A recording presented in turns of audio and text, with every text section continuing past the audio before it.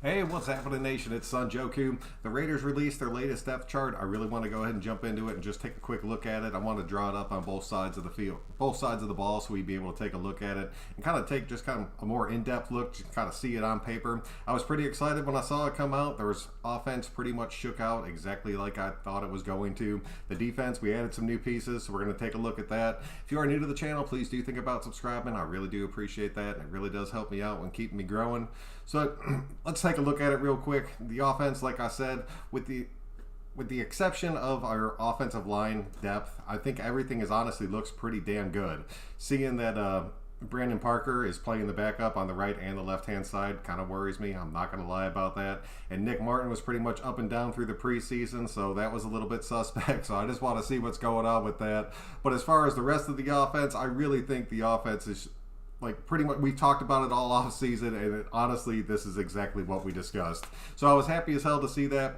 I'm really thinking this team's going to end up making a push. I don't think the offensive side of the ball is going to take a hit at all. You're going to see Derek Carr continue to progress.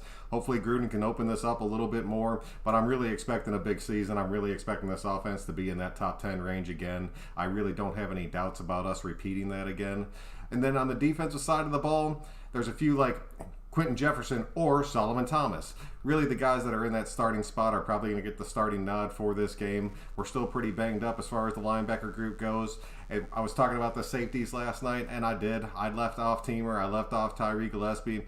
And I will tell you, seeing those dudes making the team, I really like Tyree. Like, I love that kid. I've talked about him all off season. I'd way rather see him hit the field instead of Dalen Levitt. I was just pretty much pissed about losing Carl Joseph because I really thought Carl Joseph, instead of having Levitt, it was the right move. There's no other way to look at that. That was the right freaking move. I really don't understand why it happened. I will never understand why it happened.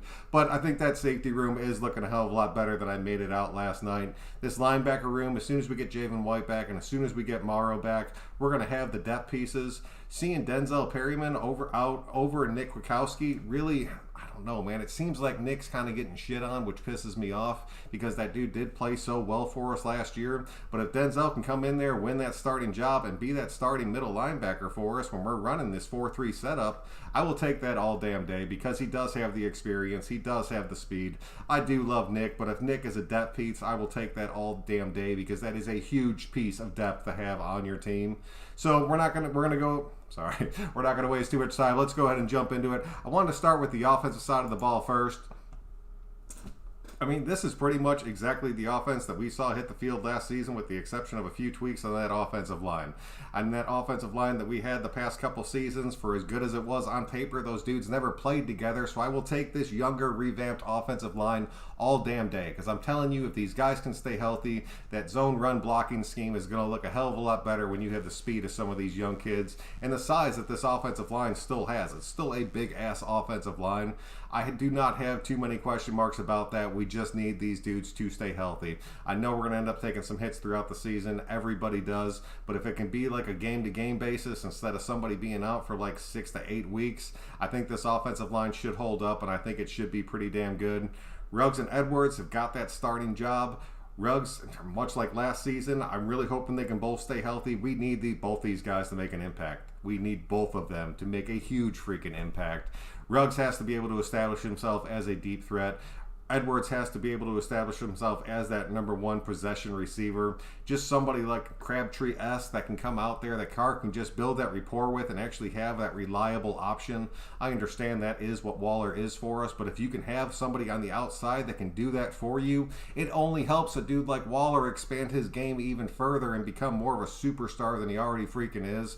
I'm not taking anything away from him. I'm just telling you, man, if these outside guys step up, it's going to make everybody else look a hell of a lot better. Ingold and Jacobs in the backfield, that's pretty much the standard 1-2 punch. There's no other way around that. I love the way that it looks. I think you're going to end up seeing Kenyon Drake a pretty decent amount getting shuffled into this game, but I think it's going to be more in like the third down situations to where he's flaring out and catching some passes. I'd really love to see Drake and Josh on the field at the same time. I don't know how much that's going to end up happening, but the little tweaks that you're going to see on this offense, I'm just going to go ahead and make them real quick. And no, I'm not avoiding your guys' comments. I will jump into that. I just want to get through my little spiel first. You're going to end up seeing Ingold coming out of this game, kind of taking his spells, and then sorry, let me go ahead and get him up. You'll get your third and Renfrows. The packages will pretty much be looking like this. He'll end up, Ingold will come out, Renfrow will come onto the field. I'm really loving the way that this looks. And then the other one that I wanted to take a look at that I know we're going to see a ton of this season, it's bringing Foster Moreau in and running these two tight end sets. I'm really loving the way these two tight end sets are looking. I think you're going to see a ton of this from Gruden this season. These two tight end sets are incredibly strong. We still have a damn good bit of speed.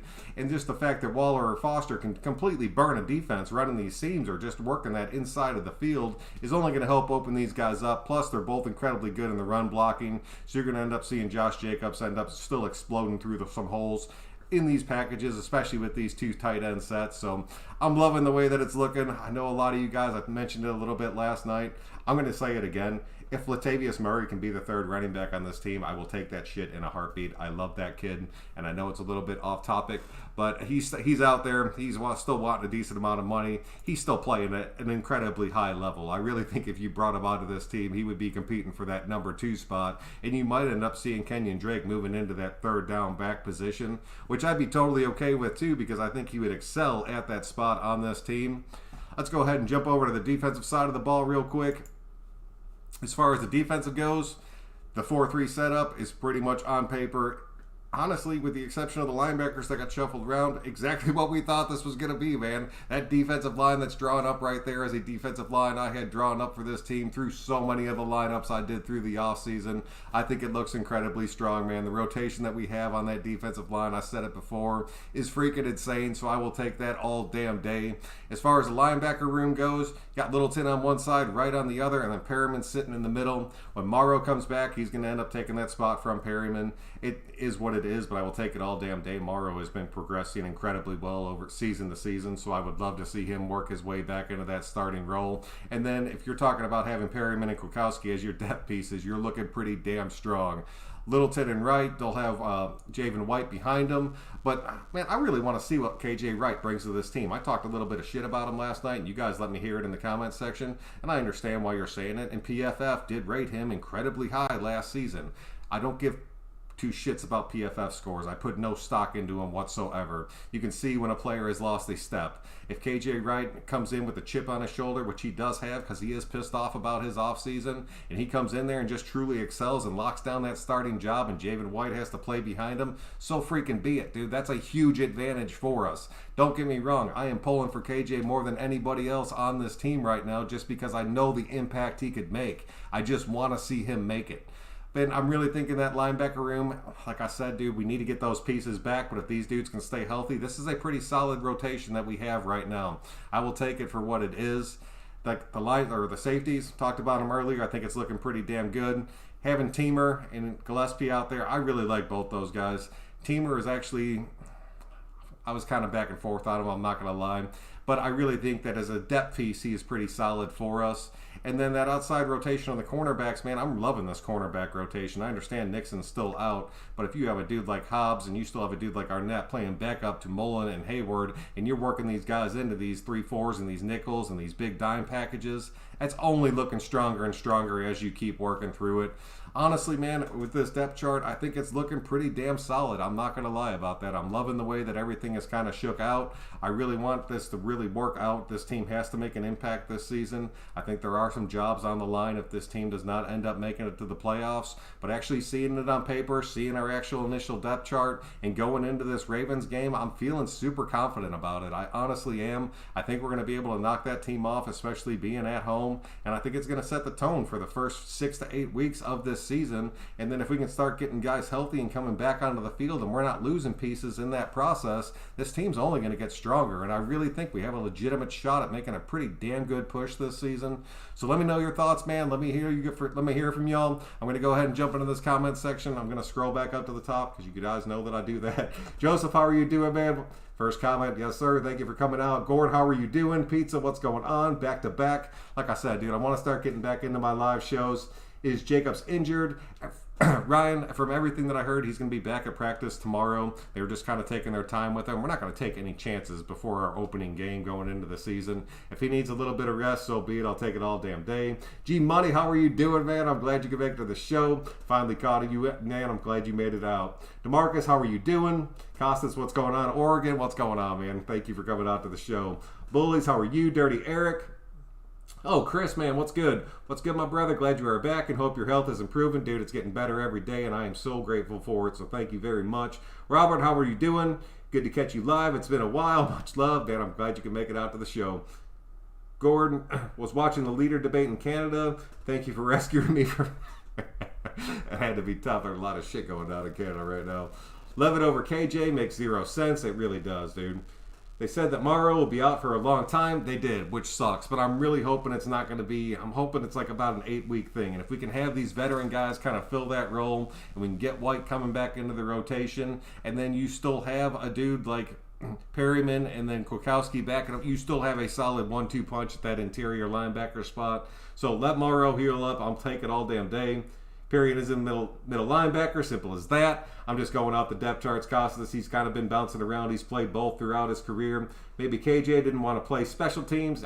Dude, you know KJ did. KJ Wright wants to be a starter in the league. And when the Raiders first brought him in for his initial workout and everybody was still kind of healthy, I think they told him, like, you're going to be a rotational, please. You'll be on spec. He's like, no, screw that, man. I'm a starter in this league. And then when we got a little bit banged up, the Raiders called him back and they were like, dude, you're going to be a starter. We need you on this team. And we were able to kind of work some other people's money around and get him onto this team. So I'll take it. Now he needs to make that damn impact.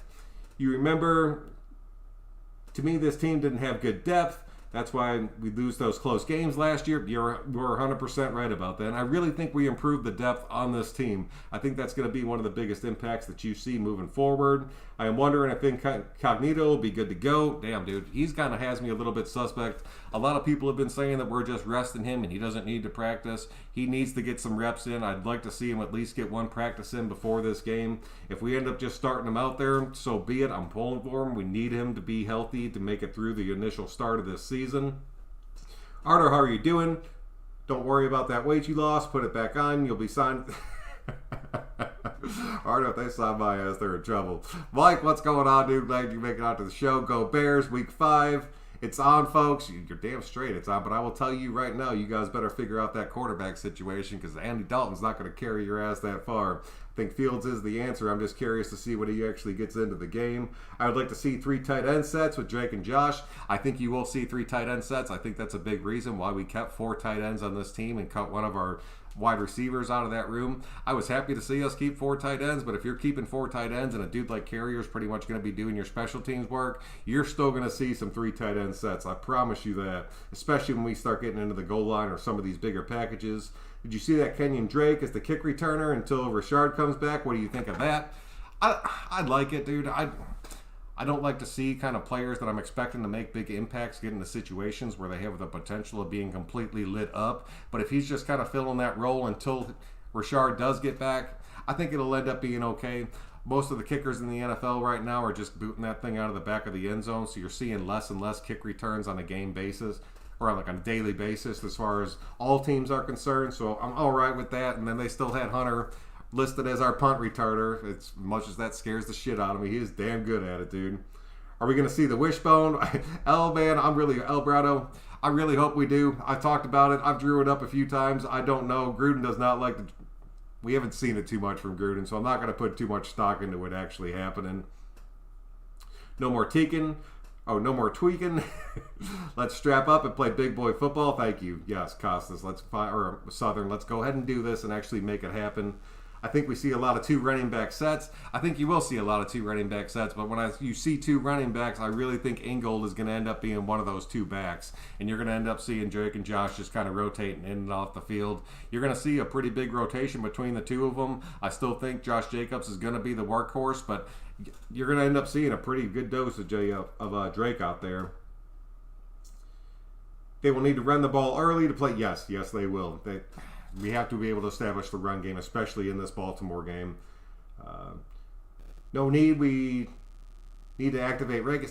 God, oh boy, I'm right there with you. I talked about that last. Murray sucks. He literally falls over during any contact. And I like Murray, dude. I'm not going to talk any shit. He played solid. He was one of the better backup running backs in the league last year. And I do, man. I have a soft spot for him. Boy, hello there, Joku, in the chat. Oh, man, thank you for coming out, dude. I really wish we didn't keep Littleton. He always played with no passion. I'm really thinking he's going to turn it. You're going to see a different Littleton in Gus Bradley's system. He's going to be way more comfortable. I'm telling you that he is. He's going to be able to play a lot faster. You're going to end up seeing him look like he did in the past, so I will take that. Raiders for life, what's going on? I'm going to give it up to Son Joku. We would be dangerous if we ran that hybrid 3-4. Man, I'd love that damn 3-4. I am not going to lie. And I will tell you, Gus Bradley does run that 3-4 a little bit in his defense, but he does like to stick more to that 4-3, and he does like to get into that nickel. He also likes to run a ton of dime packages, from like different looks, from like a small dime to those big dime packages. So I'm really curious to see. I think you're going to see a shit ton of different defenses through this first game. I think Gus is going to be mixing it up a pretty good bit. He's going to have to change things to kind of keep Lamar preferably in the pocket, but you know that shit ain't going to last all game. Are we good going for, or are we doing good or bad if Renfrow is our third target? No, man. Renfrow, I'm telling you, has his own design package plays to where he comes onto the field. If he's on the field, I'm telling you, he's most likely going to get the ball. But teams understand that, so there's going to be plays where he's kind of playing the decoy. He has a really damn good way of getting open. I have no doubts about Renfrow doing exactly what he does throughout this season. We actually can run a 3-4 with McCoy. Without him, no way. Yeah, I think that was one of the bigger reasons you saw him brought onto this team. Our biggest depth is D-line. Dude, our defensive line, that rotation is disgusting. And if they can end up getting the impact and making the plays that I think they're going to make, it's going to make the linebackers look a hell of a lot better, and it's going to make the secondary look like there's something freaking special. And I will take that all damn day, but it all starts up front. Koji, how are you doing, dude? Glad you're back. I appreciate you coming out, man. As long as we get Morrow back nice and fresh in the playoffs, I'm happy, and he will be back by then for sure. Incognito is like Hudson. We should just rest him and let him work on Sundays for the whole season. Honestly, you'll probably see that a pretty good bit. You're going to be facing Justin Fields. He's going to torch the secondary, 350 yards minimum. He starts week 4 against the... No, dude, I'm telling you right now. Andy Dalton's going to end up shocking the world, leading your team, and then blowing it in the end just like he always does, and I'll love every damn second of that. We're going to get torched by Herbert last year. It didn't happen. There was a lot of teams we were supposed to get torched by, and we didn't. There was a few teams that we should not have gotten torched by that ended up lighting us up. That's what pissed me off about this defense. It was so hit or miss week to week. I'm really hoping the biggest thing Gus Bradley brings is just consistency across the board. Fantasy question for y'all. Should I start Galladay, who's not 100% against Denver's secondary, or AB against the Cowboys secondary? Dude, for the love of God, start Galladay. If you start AB for any freaking reason, you need to cut his ass off your team right now. I hope we can tweak Rashard's contract when he gets off IR. His contract isn't even that ugly. I know we ended up extending him, but it wasn't too bad. I really don't think he would go and take any kind of thing, but I really think our money's pretty much set right now. Now that Key is gone, who's our spy? Leonard, I am waiting to see that. That is a good question, and I honestly do not know. I want to see how that plays out. I think Kuntz could end up doing it. But yeah, Arno, Kuntz could basically Arden Key 2.0. Kuntz could end up being a pretty decent spy. I want to see him do it before I'm going to put any stock into him. So many of you guys are so high on Kuntz. Some of you guys are saying that Kuntz is going to get double-digit sacks this year. I would love every second of that. I just don't think... I think he has the talent to do that. I just don't think he's ready, and I don't think he's going to end up getting the play time that he would need to get in order to get to double-digit sacks. But I do think that kid is a talent, and I do think he's going to be on this team for a good minute. I do not want to see him be the next Arden Key that ends up coming close a few times and getting washed off this team. I do think he has a higher talent level. I think he has a little bit better size, and he can bend that corner better than Arden Key, and Arden Key was damn good about that. I was thinking the same. What's up with Nick Bosa? Oh, Gorilla, what's going on, dude? That I don't know. I do not know. All right, man. That's pretty much what I have for you guys tonight. Just wanted to bring it out, take a look at this depth chart, get everybody's thoughts on it, just kind of see how you guys were feeling about it. If you guys could, please click that like button on your way out. It really does help me out and keep me growing. But until next time, guys, I'm Son Joku. Thank you all very much for making it out. I'll be back in the next day or two with my game breakdown and review for this Baltimore